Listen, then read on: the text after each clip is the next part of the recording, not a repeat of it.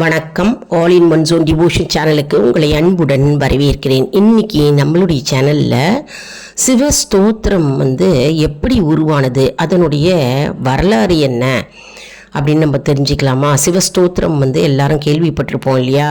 சில பேர் பாடிட்டுருப்பீங்க கோவில்லையும் கூட. அதனுடைய வரலாறு என்ன, சிவஸ்தோத்திரத்துடைய கதை என்ன, வரலாறு கதை என்ன அப்படின்னு நம்ம இன்றைக்கி பார்க்கலாங்க. அதற்கு முன்னால் நம்முடைய சேனலை இதான் ஃபர்ஸ்ட் டைம் பார்க்குறவங்களா இருந்தாலும் சரி, சப்ஸ்கிரைப் பண்ணாமல் பார்க்குறவங்களா இருந்தாலும் சரி, நம்ம சேனலை சப்ஸ்கிரைப் பண்ணிக்கோங்க. கூடவே அந்த பெல் பட்டனை ப்ரெஸ் பண்ணிக்கோங்க. ஆல் என்கின்ற ஆப்ஷனையும் ப்ரெஸ் பண்ணிக்கோங்க. அப்போ தான் நான் போடுற வீடியோஸ்லாம் உங்களுக்கு உடனுக்குடன் நோட்டிஃபிகேஷனில் மிஸ் பண்ணாமல் தெரிய வரும். சரி வாங்க, இப்போ நம்ம வீடியோக்குள்ளே போகலாம். வீடியோவை ஸ்கிப் பண்ணாமல் முழுமையாக பாருங்கள்.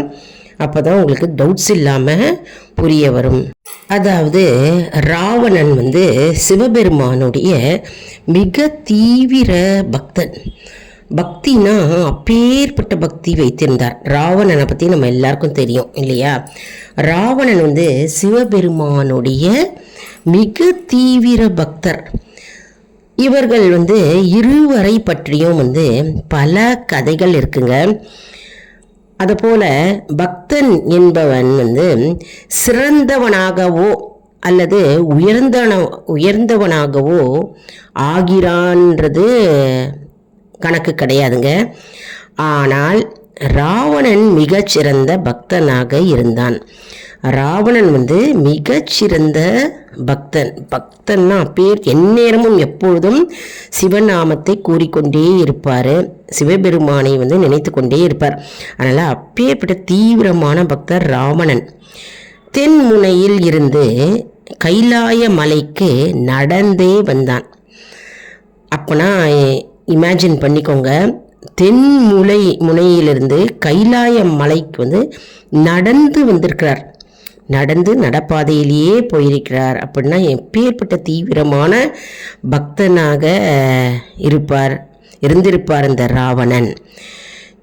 இதை நம்ம கற்பனை செய்து பார்த்தாலே நமக்கு பெரும் ஆச்சரியம் மூட்டக்கூடிய ஒரு அற்புதமான நிகழ்வு அப்படின்னே சொல்லலாங்க. ஏன்னா நடப்பாதையிலேயே கைலாயம் சென்றிருக்கிறார். இத்தனை தூரம் நடந்தே கடந்து கைலாயம் வந்தடைந்து சிவனின் அருமை பெருமைகளை ராவணன் பாட ஆரம்பித்தார். சிவபெருமானுடைய அவருடைய போற்றி புகழ்ந்து அவரை பற்றி பாட ஆரம்பிச்சிருக்கிறார். அப்போது ராவணனின் கையில் ஒரு மத்தளம் இருந்ததாம். அதை வைத்து தாளம் எழுப்பி முன்னேற்பாடு எதுவும் இன்றி அங்கேயே அப்படியே 1008 பாடல்களை ராவணன் இயற்றினார். எந்த முன்னேற்பாடும் இல்லை. கையில் ஒரே ஒரு மத்தளம் இருந்ததான். அந்த மத்தளத்தை வச்சுட்டு அவர் சிவபெருமானை போற்றி புகழ்ந்து பாட ஆரம்பித்திருக்கிறார். அதாவது பக்தி நிலைக்கு சென்று அவர் சிவபெருமானை நினைத்து இந்த பாடலை பாடியிருக்கிறார். இதுவே சிவ தாண்டவ ஸ்தோத்திரமாக ஆனது. இதுதான் சிவ தாண்டவ ஸ்தோத்திரம் அப்படின்னு குறிப்பிடுகிறார். இந்த இசை கேட்டு சிவன் மனமகிழ்ந்தார். சிவனுக்கு அப்படியே மனமகிழ்ச்சி அடைந்தார். அதில் மெய் மறந்து போனார். பாடல்களை இயற்றியபடி ராவணன் மெதுவாக கைலாயத்தின் தென்முகம் மீது ஏற ஆரம்பித்தார். அதாவது பாடலை பாடிக்கொண்டு தென்முகம் இருக்கு இல்லையா, கைலாய மலையில், அங்கே மெதுவாக அவரை ஏறினாராம். அப்படியே ஏறி கிட்டத்தட்ட மலையின் உச்சியை அடைந்தார். அப்போதுதான் பார்வதி தேவி ராவணனை கண்டாராம். அந்த நேரத்தில் தான் ராவணனே பார்வதி தேவி கண்டாராம். சிவனோ ராவணன் மலை ஏறி வருகிறார் என்பதையே கவனிக்காமல் இசையில் மெய் மறந்திருந்தார். அந்த இசையை கேட்டு அவ்வளோ மெய் மறந்து சிவபெருமான் அவருடைய பாடல்களை ரசித்து கொண்டிருந்தாராம். மலை உச்சியில் இவருக்கு இருவருக்கும் மட்டுமே இடம் இருந்தது. மலை உச்சியில் 2 பேருக்கும் மட்டுமே இடம் இருந்தது. மெய் மறந்த நிலையில் இருந்து சிவனை எழுப்பி வரவிருக்கும் பிரச்சனையை சிவனிற்கு உணர்த்த பார்வதி தேவி முயன்றார். ராவணன் மலை உச்சிக்கே வந்து விடுவான் போல் இருக்கிறதே, எழுந்திருங்கள் அப்படின்னு சிவபெருமானை தட்டி எழுப்புகிறார் பார்வதி தேவி. ஏன்னா இருவருக்கும் பிரச்சனை வரக்கூடாது அப்படின்ற நிலையில் வந்து பார்வதி தேவி சிவபெருமானை தட்டி எழுப்பியிருக்கிறார். ஆனால் சிவனோ வந்து ராவணன் இசையிலும் பாடலிலும் அவருடைய நயத்திலும் வந்து முழுவதுமாக மூழ்கி இருந்தார். ராவனுடைய இசையில் அவருடைய பாட்டில் வந்து அப்படியே ரசித்து கொண்டு மெய்மறந்த நிலையில் சிவபெருமான் இருந்தாராம். ஒரு வழியாக ராவணன் வந்து கைலாய மலையின் உச்சியை அடையவிருந்த அந்த நேரத்தில் வந்து பார்வதி தேவி வந்து சிவனை வந்து எழுப்பி விட்டார். சிவபெருமானை வந்து எழுப்பி விட்டுட்டார். அப்போ வந்து என்னாச்சுன்னா, கண் விழித்த சிவபெருமான் வந்து காலால் எட்டி உதைக்க, கண்ணை திறந்த உடனே காலால் வந்து எட்டி உதைத்தாராம். ராவணன் மலையினின்று சறுக்கியவாறு கீழே சென்றார். அவன் சறுக்கிய போது அவனது மத்தளமும் வந்து மலையை வந்து உரசி வர கைலாயத்தின் தென்முகத்தில் வந்து வடு ஏற்பட்டது என்பார்கள். இப்போ வந்து கைலாயத்தின் தென்முகத்தில் வந்து மேலிருந்து கீழாக வந்து நடுவில் வந்து ஒரு கோடு விழுந்தது போல ஒரு வடு இருப்பதை வந்து நீங்கள் வந்து அங்கே காண முடியுங்க. ஆனால் நம்ம வந்து கைலாயத்தின் முகத்தை வந்து முகங்களை வந்து ஒன்றை மற்றொன்றிலிருந்து வேறுபடுத்தி பார்க்கறது கூடாது. நம்ம கைலாய மலையில் வந்து ஒரு முகத்திலேருந்து இன்னொரு முகத்தை வந்து நம்ம வேறுபடுத்தி, அதாவது பிரித்து நம்ம வந்து பார்க்கக்கூடாதுங்க எப்பவுமே. அது சரியும் இல்லை. ஆனால் நமக்கு கைலாயத்தின் தென்முகம் வந்து மிக நெருக்கமானது. ஏனெனில் அகஸ்திய முனிவர் வந்து தென்முகத்தில்தான் ஐக்கியமானார் இல்லையா?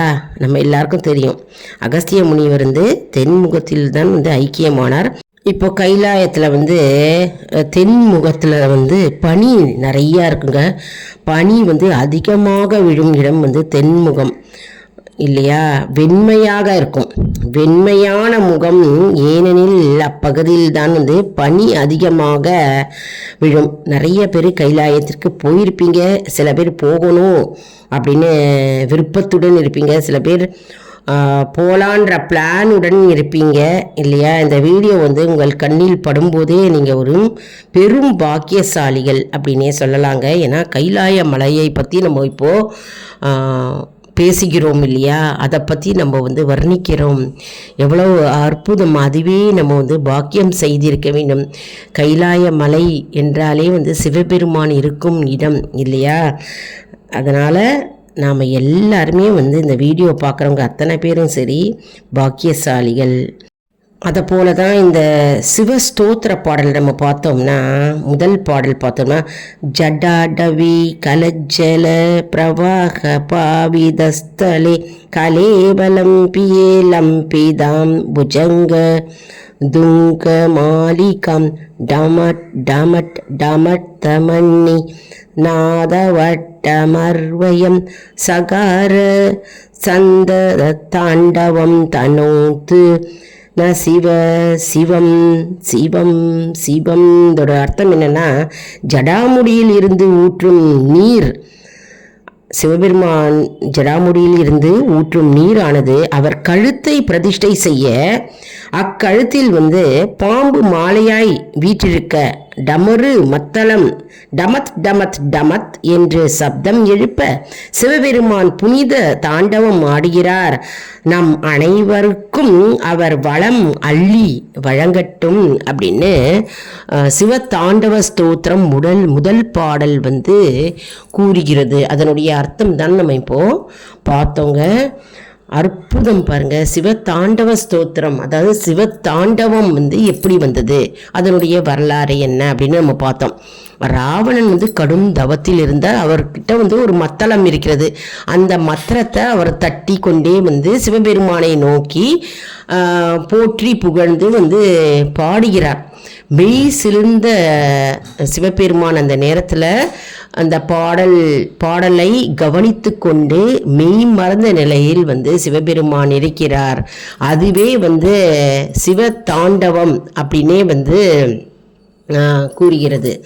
சிவதாண்டவம் அப்படின்னே வழங்கப்படுகிறது. இப்போ நம்ம தெரிஞ்சுக்கிட்டோம் இல்லையா, சிவதாண்டவம் எப்படி வந்தது, அதனுடைய வரலாறு என்ன, அதே மாதிரி சிவதாண்டவத்துடைய முதல் பாடல் அதனுடைய பொருளும் நம்ம இன்னைக்கு பார்த்தோம் இல்லையா. இது மிகவும் உங்களுக்கு பயனுள்ளதாக இருக்கும் என்று நான் நம்புகிறேன். இந்த வீடியோவை எல்லாருக்கும் ஷேர் பண்ணுங்க. தெரியாதவங்கெல்லாம் இந்த வீடியோ மூலம் அவங்களும் தெரிஞ்சுக்கிட்டோம் சிவதாண்டவம் அப்படின்னா என்ன, அதனுடைய வரலாறு என்ன, அது ஏன் வந்தது, முதல் பாடல் என்ன அப்படின்னு எல்லாரும் தெரிஞ்சுப்பாங்க இல்லையா. இந்த வீடியோவுக்கு ஒரு லைக் கொடுங்க, இதை மற்றவர்களுக்கும் ஷேர் செய்யுங்கள். மற்றும் ஆல் இன் ஒன் ஸோ நண்பர்களுக்கு ஒரு அன்பான வேண்டுகோள், நம்முடைய கம்யூனிட்டி போஸ்ட்டில் கேள்வி பதில் நேரம் வருங்க, அந்த கேள்விகளுக்கு பதில் தாங்க. இதன் மூலம் நம்முடைய ஆன்மீக பயணம் எப்படி இருக்கிறது என்பதை நம்ம தெரிந்து கொள்ளலாம் இல்லையா. இது சப்ஸ்கிரைப் செய்தவர்களுக்கு மட்டுமே தெரிய வரும். அதனால் நம்முடைய சேனலை மறக்காமல் சப்ஸ்கிரைப் செய்து கொள்ளுங்கள். அடுத்த வீடியோவில் வேறொரு தலைப்புடன் உங்களை சந்திக்கிறேன். நன்றி, வணக்கம்.